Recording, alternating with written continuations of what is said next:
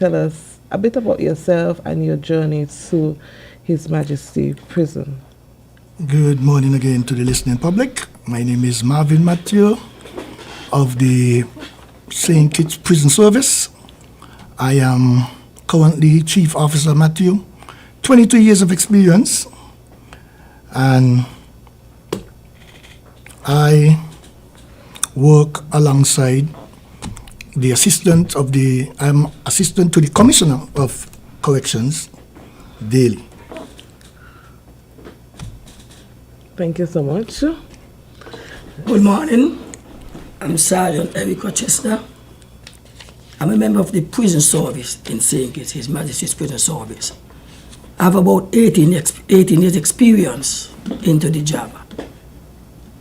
My task as a supervisor is to supervise in a way that I supervise officers under my command who are junior to me, and also each and every inmate with the daily running or the daily routine of the institution on a shift basis, 6 to 2, 2 to 10, or 10 to 6.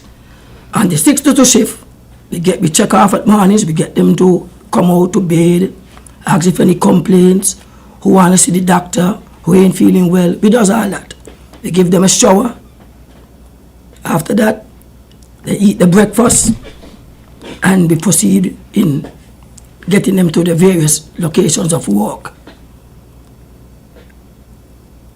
As an officer there, I also inspect and parade my junior officers to make sure they're properly attired, to bring them up to speed and on par with the daily routine of that various shift. And anything happened overnight, we also let them know in the process we have a smooth day.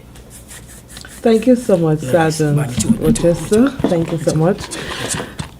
Chief Matthew, can you tell us a bit about the prison, the capacity and stuff like that? Okay, this morning, at the prison this morning in HMP, we unlocked 223 inmates, that's male. Unlocked 8 female this morning at the female section. We have currently, we classify the prisoners for you. At the magistrate court, we have 22 male from magistrate court that is convicted. From the circuit court, which is the high court, we have 100. Awaiting trial, we have 41 inmates. Awaiting magistrate court, I have 37 inmates. Awaiting sentence from the high court, we have 22 inmates. We have no debtor at the prison at this present moment. We have 1 detainee. In Nevis, where we have 27 inmates over there. Magistrate court, only 4. From the circuit court, I have 23 inmates. Thank you so much, Chief. Can you explain to me and the listening audience what is contraband under the Prison Act? No. Anything that is illegal, to also transport into the anything that is illegal is a contraband. Now you have contraband, you have stuff that isn't illegal in the general public, but it's illegal in the prison. You understand? For example, cell phones, tobacco, money, liquor, matches, just shanks, handmade shanks, knives, anything like that sort is illegal. And why is it such a serious threat to the safety and security of the prison? Well, to me, because once you have them stuff coming in, you got to deal with 2 main people: the consumer, the person who bring it in to sell, and the users. Now, if you're not even on the streets, the people who use drugs on the streets, they are also deemed as recidivists because they keep coming back prison, right, because they got to satisfy the hunger, the thirst for the drugs. And if they don't get it, they're going to steal, they're going to rob, they're going to do all kinds of things that is wrong. So that's the main challenge. And it's very serious. Sometimes the person who really sell it, if an individual ain't got it and he need it, he could tell the man, go up there and mash up Sergeant Rochester, Mr. Macho, mash up an officer. This for you when you're done.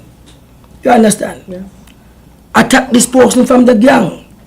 So it's a real challenge we face in there daily. You know, real serious. So you have the battle system in there. The Yeah, the barter system is there. it is. And even after that, sometimes the inmate might credit some stuff. Because these are intelligence we pick up in there. Information. They might credit some stuff. And because they ain't pay, the prisoner ain't coming to the officer because it's illegal, you know. Right. They're going to beat them up in there. I put somebody else to beat them up. Stab them up. It's very challenging. Even up to that, even things thrown over the wall. Some of the challenges with the officers. We have sometimes officers and inmates fight for these packages when they throw over the wall. We have incident where officers being attacked by retrieving packages, which is very deadly to us. Very deadly. I can recall one Sunday I was walking. It was myself, Officer Welch, Basic Grade Officer Mr. Welch, and Basic Grade Officer Mr. Taylor. And in the process, I was at the gate lodge. And by the time I reached, I see everybody running towards the building. So I run up to because curiosity. Could be danger, it could be just some kind of news you want to hear about. So let me see what going on as the person in charge. When the officers came to me and said, Sergeant, the police us, they tell us we outnumbered. So we just retrieved and gave up everything. So what I did, I said, cool down, you all get cool, don't make no haste. We're going to deal with this professionally. And I called Mr. Brown, Chief Officer Brown, Chief Officer Mr. Matthew, and then Commissioner Mr. Isaac. I said, they had a situation, Shanks were pulled after us, and I need some assistance now, ASAP from the police, the defense force. I don't want to say, I want to thank them and the air. They came as if they was under the arch waiting for this to happen. Nice. They came so speedily. Kadime were rejoicing, but after the end of the day, with their support and ours, we retrieved 95% of what came over the fence. And I want to say kudos to the police system and the defense force, because to me, we're working as one. Sometimes we can't crucify them because they cannot come. But when they come, that does a wonderful job. Just the presence is a deterrent for stuff coming over the fence. You know? When we often hear items being thrown over the prison wall, especially lately. How common is this, and what is the challenges does it create for the prison officers? You just spoke a bit about it, but I want you to elaborate a bit more, because I want persons to understand the seriousness of how they would put persons in danger, not only themselves, but also the prison officers who are there to just maintain peace and make sure that all is well at the prison. Some of these challenges sometimes, some of the officers goes into shock. They goes into shock. You know, because they know they're outnumbered. They know they're outnumbered. And sometimes they just freeze. The package drop and the officer freeze. He don't know what to do. He don't know what to do. And you know, sometimes these are things that it really discourage the officers them to come to work sometime. You know?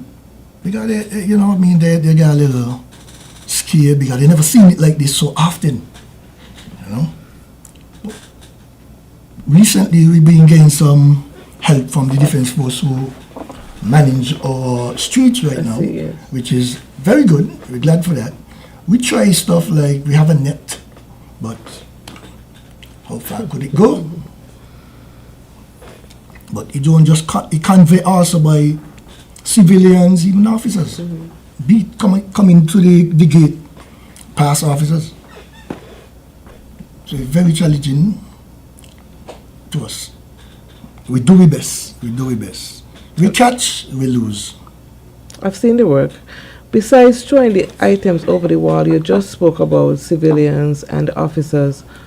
So that would have been my other question: what other methods persons would smuggle contrabands into the prison? And I realize that it has become very often. We spoke about the dangers that it posed to the inmate, the prison staff, and the wider communities. how can contrabands contribute to violence within the gang activities and other criminal behavior into the prison? You spoke a bit about it, but I want you to also elaborate a bit more on that. You always Oh, we could. what could happen sometime when these packages come? They have owners, you know. They have owner. And if the package goes into the wrong hands, this is where you're going to create violence. Because the package have an owner. If the wrong person pick up that package, we're going to get trouble. You understand? And there we pose a lot of And challenges. most of the time, when the packages are collected from in the yard, it's the same drug users. Take it up. I mean, they take it up and they run and throw it in the cell to the person, the individual. They only get a little dust. So they come back a week later, boy, I mean, I'll do that again. Officer, boy, I wax. The man want to beat me now still, and you not pay me. It is very challenging. And sometimes, sad to say, officers turn a blind eye sometimes when at the gate supervising the soldiers. They turn a blind eye sometimes. I don't know why.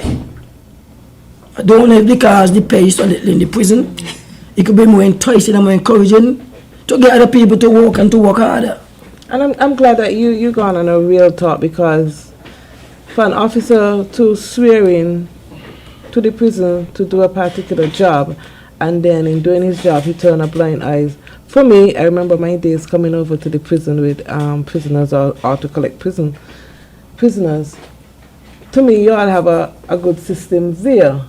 So there's always room for improvement. In the height of everything, every consequences causes an action, but we're going to pause, we're going to pay some bills, and we're going to come back and speak about the laws and the penalties that are guided, you guys are guided by. Okay, so Jackie, we're going to take a break and pay some bills. We'll be right back. Trust in NCI, come to NCI, protect with NCI, only NCI, always here for you, always, NCI is here for you, always, whole life, term life, for your peace, Medicare, health plans, no worries, home shield coverage, you're safe, choose NCI to secure your space, life challenges will come your way, when NCI brightens your day, through your life's journey, we're here to stay, NCI will protect you all the way, whole life, term life, for your peace, Medicare, health plans, no worries, home shield coverage, you're safe, choose NCI to secure your space, trust in NCI, come to NCI, protect with NCI, only NCI, always here for you, always, NCI is here for you, always. This is my land, my island, our home. The climate has changed, it's becoming strange. We have to come together to keep her forever resilient and strong. We need some stabilization for its rehabilitation. Come together as a nation for drought and flood mitigation. Development with policies and plans. Let's change our ways, protect our lands. Get involved, every child, woman and man. Island resilience has got the plan. This is my land, my island, our home. It's time to come together to keep her forever resilient and strong. Island Resilience, promoting a climate of change. The Climate Change Adaptation and Sustainable Land Management Initiative of the OECS Commission, funded by the European Union. Water is life, life, life, life, life, life. Water is life, life, life, life, life. Do just one thing, Every drop come. Make sure you check for leaks around your house every day. Every drop come. When brushing your teeth, don't let the water run away. Come save the water, preserve the water right now. Every drop come. Save the water whenever you take in your shower. Every drop come. Make saving the water your business every hour. The water, the water, the water, the water right now. It's up to me and you and you and you and you. The water right now. do just one thing.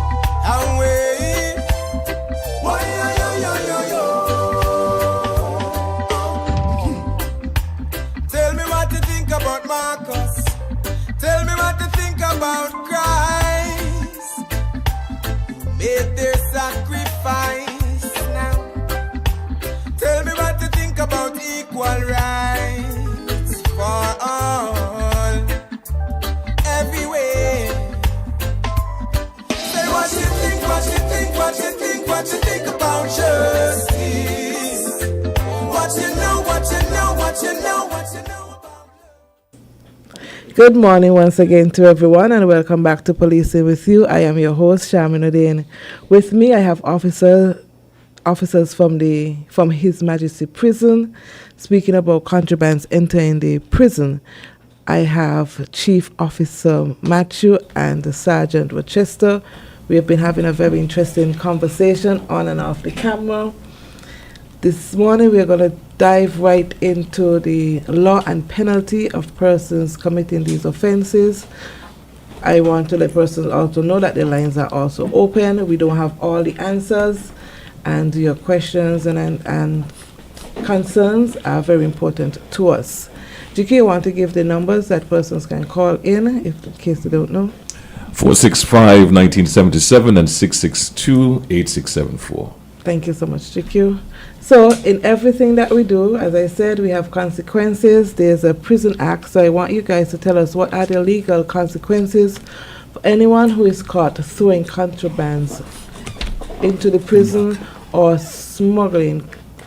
Is it two different offenses? We call it conveying. Conveying, you see? Okay, yes, Yeah. correct. Conveying Conveying. contrabands. So, Sergeant Rochester? Well, Rule 23 speaks about unlawful conveyance of spirits and prohibited articles. Well, what happened is 23 couldn't said so much and no more, but 24 outline everything. 24 also said any introduction of any other articles that is illegal is also an offense. And the penalty used to be like $1,000 6 months. or 6 months. But some laws were amended, thanks to the government again, to try to assist.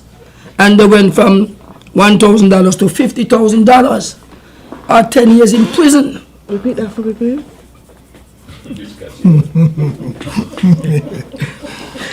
Only Rochester. I want you to repeat that for me. Subsection 23 went down to 24. Subsection 23 and subsection 24. It spoke about unlawful conveyance of spirits or tobacco into prisons, etc. Then 24 said any unlawful introduction of any other article. They mentioned in here. Cell phone in 23. Right. But cell phone is a prison contraband. So he mentioned in that to highlight that.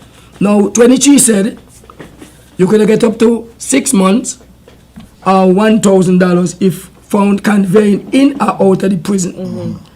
For even if you as an officer or civilian bring out a letter for me so that wasn't properly vetted at the top and stamped with approval stamp to say you could go with it now, you could proceed with it, it's illegal. It deemed as a contraband. And now they move from $1,000 or 6 months to $50,000 or 10 years. Okay. I feel it should have been $20,000 or 20 years. I feel so. You got to send a strong deterrent. Right. And the next thing in that, the cases that take too long to try. I mean, a guy trust some contraband over the prison. Bald-facedly came down, looked at the camera, no hoodie, no mask, tried to over the prison, walk back up, watch the camera and then run off. We intercept the contraband. The police arrested him. He was charged, went in front of the magistrate and get bail. So that's a bad signal to me in my view. I might be wrong, I don't know where the court decision will be that. But from a prison point of view and a safety point of view, we shouldn't go about them things. You must make them feel the time and try it expeditiously. Because sometimes when you reach round to them charges there, time don't go, everybody remember them. 6 months don't pass. Time don't pass. So maybe that could be part of your amendment, the recommendation that you can make Well, when it comes to the act. Well, yeah, in the prison presently, we doing some amendments. We're going through the book making some amendments. Because this book is like the Holy Bible, you know. This was created in 1847, 1856, these laws. And they amend some of them, but most of them still the same. Still the same. So they need to come up to the time. Yes. The last time they had a review of this was 2002. This was amended, these rules was amended in 1986. So this time, no cell phones. Right. So they do some revision some time ago there. The government did that. And they changed certain stuff, help us one way. But it's a lot of work that we ourselves at the prison, we're doing a lot of reviewing of our act itself. It's just a matter of time to get it to the relevant authorities to help us amend some of these rules we have. Okay. Does ignorance to the law provide any defense if someone claims that they did not know of any items being prohibited, or somebody give them the food to bring in, ask them to drop off the food at the prison? Does ignorance, I'm just asking. Well, no. Because I want to read the rule. I could read it out Sure, for the you general can, that's what public. we're here for, yeah. Unlawful conveyance of spirits or tobacco into prison, etc. Any person who, contrary to the rules of a prison, brings or attempts to bring into the prison or to a prisoner any spirituous or fermented liquor or tobacco, or places any such liquor or tobacco anywhere outside the prison with the intent that he shall come into the possession of the prisoner, and any officer contrary to those rules allows any such liquor, tobacco be sold in the prison shall be liable and summary conviction to imprisonment for a term not exceeding 6 months or fine not exceeding $1,000. So he ain't say, if I catch you and you know enough, and give you a break. He said any person who contrary to the rules, Even the officer. because you can't get fireman and then water the next. You gotta come to the middle and be a team. That's right. And I want to big up my officers. We're very, very short down there. And they does a good job. Very short. You know, I really want to big them up. So you say you're going to come back on and advertise recruitment shortly? Well, I think they're in the process. But that's a management call, upper management. Well, you're not the chief. When I hit him, because I didn't with him. Okay, then. Okay, I hear you loud and clear. How can the public assist us in bringing awareness of, how must I say, non-deliverance of these contrabands to enter the prison? How can the members of the public help prevent this? We're here this morning bringing awareness, so how can the public, how do you think the public can help us? Well, I feel that they should always remember that they might not got no family in there, but the family got a good friend in there on the streets. And if anything happen in the prison, God forbid, to any inmate, the consequence could be severe. It could be anybody, family or family friend, get damaged, get God forbid, die. So they need to abstain. They need to stop doing them, keep away from them kind of things. Let the prisoner serve the time. They committed an offense. They was brought before the court. They was tried, charged and convicted. Let them do the time. Do not encourage them to do more bad by helping them, assisting them to get things in there. Let them feel the squeeze. Boy, I do me time. I went in to take up $300 worth of stuff. They locked me up 6 months. Me don't want nobody come to me. Let me do me time. So they could reflect. But if I keep going to them, giving them things, they're going to feel, but I could do it again because Peter going to help me, Mary going to help me, and yeah, nice. So I ask the general public, please refrain from assisting the inmates with illegal stuff. Please. What happens if an inmate is caught with contraband? I don't think we touched that. What happens? An inmate caught with contrabands, usually the person who do the search and they find contraband on inmates, they charge that person for conveying, and that matter is dealt by the commissioner. Okay. He's the person deal with the Internal. Yes, internal. Thank If it exceeding, we can call the police. He can call the police to deal with the matter as well. Thank you for that clarity. Yeah. Thank you so much. But let me add to it too. Most of the matters in the prison, everything in the prison, I must say, must go through an internal investigation. Police only get involved after it is deemed too big for us to handle. We call in the police, but it must be done internally.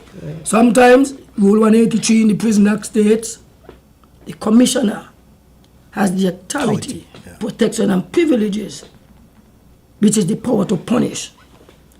Not exceeding 1 month, you could get, let's say for example, for some marijuana. And let's use tobacco. For the quantity, the officer charge you, you go to a hearing. You have the right to plead. He'll read out the charge to the tribunal officer. Peter Paul, you brought before me for having in your possession or coming into the prison some tobacco. How do you plead? Not guilty, sir. Well, the officer give his evidence. And they're going to introduce into the tribunal the same evidence that he had, the findings. And he will try, he'll take same right.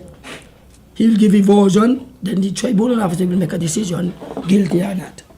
But he could get up to 7 days, 10 days, 14 days, 1 month, not exceeding 1 month, forfeited from his remission days.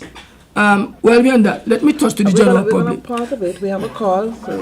We have a call. Hello, remember people want to get in there because questions Good morning, to have. caller. You're on I want the to air. say good morning, Officer Tudor, and all the inmates at the Her Majesty Prison and the workers as well, the officers them. We want people to be at the best behavior and act according to the rules and the laws of the country. Quickly, I want to say to the police that they make a statement with the incident at Pozante. You have 2 sets of guards down there. Don't paint everybody the same brush. I'm tired of asking questions. People calling the phone. We don't need that. And we need the commissioner of police to go over Nevis and have a press conference with these gun business because it's pulling down the St. Christopher police force. And we ain't going to tolerate that. The court of conscience will never tolerate that. The commissioner must know his role.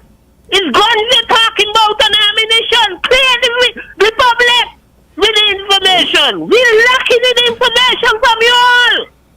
If I am protecting best friend and I work on the poor man in Ocean and Newton can't get them protection, it's not going to work like this, you know. Give us the information. Let people know when they're talking over in the town. Have a good morning. Officer Tudor, you're sounding so well, Sarge. Thank you so much, caller, for Yeah, well, we Your this call. one. I want to say one more thing with this thing. When the problem I realize with drugs, I've been an officer for a lot of years, and I study them kind of how. Once drugs is plentiful on the streets, he ends up in the prison. Ends up in the prison. And we have a major challenge. We have some phones. They're so small. It's a little bigger than a pen cover. a phone. Phones. Inmates shove them all in the anus. Bring them in. Sometimes you catch them when they go in the bath. And them are the challenges. We have some good skilled men in the prison too. So they dig out the walls, they make safe, and they hide the stuff. For example, the other day we were searching, and upon digging the toilet, the flange, where the flange area is, we felt something soft. When the officer disturbed and kick it off, they kicked on the toilet. About 15 cell phones hidden in the toilet on the area where the flange be. Because they are skilled men. So, what we got to do, still ask the public, please refrain from assisting them. Because some of the public are sending all kind of stuff. And them are the challenges we face. And sometimes when you send a phone in the prison, you know, to your friend, your bona fide friend. Your bona fide friend got an enemy he not like. But the enemy is your son. And he going to say, "Tonight, man, kill him with me tonight, he'll be so and so." So your action brings a serious reaction. We got to cut out that. So true. You know, we got to look into that. It's very, very serious. While we spoke about the challenges and the issues that the prison face when it comes to the contrabands entering into the prison, whether by civilians, officers, or being thrown over the wall. I know you can't speak of every method, but what initiative have you guys undertake in strengthening the security and combating the contrabands entering the prison? Security aspect, something what we try, something we have to take officers off there, just to secure, just to say, keep the safety of the inmates, because most of these stuff happen around recreation time, when they're in the yard playing. So persons know that the prisoners are in the yard. So what we try, something what we do, we put officers outside while it's recreation time going on. Recently, the Defense Force is assisting us doing that, which we are very thankful for, but it don't be an everyday basis. It's just Specifically on weekends. weekends. So sometimes the officers be work 6 to 2. With a recreation may start 1 o'clock. They're going to finish at 2. So they stay on until the 2 o'clock shift come to make sure all these recreation is completed. You understand? To help the security. I understand clearly what you're saying. Go ahead. We saw it so often in the prison. We saw it all the time. Almost every week we saw it. Sometimes every morning we saw it a cell or 2. And the more, if you take up 2 phones today, you see 5 tomorrow. From the same prison? Yes, we know where they're coming from. Maybe they got a storeroom in there, like I just said, and they take out a card in. You know, so it's very serious, man. Okay, as we wrap up, what is the final message you would like to leave with the viewers about respecting the law and help keeping our prison and communities safe? I would like the public to stop assisting these inmates and conveying contraband into the prison, which is very difficult. St. Kitts is a small place. Everybody is family. So sometimes when you do things for one, it affects someone else. So we got to work with the officers, help, which we have programs we put in place to help with some of these drugs. And this is what we do. We do our best. We do our best. We do our best. Social integration of prisoners through a program of constructive activities, individual interaction and assistance. That's what we need. We need more assistance sometimes from the public, positive one, to help us. Thank you. Sergeant? Yeah, we does a lot of, we have courses run for the 8 weeks, 12 weeks, drug abuse courses and so, for the inmates in there, you know. But I believe one of the main problem we're suffering from, appealing to the Minister of National Security, please try to get us a forensic psychiatrist. Let him dig deep into the inmates' minds to see where recidivism start from.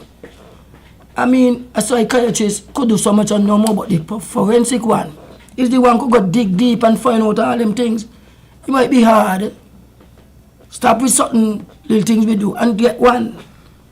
And go around more to the schools and get the children involved about the dangers of drug abuse and drug use.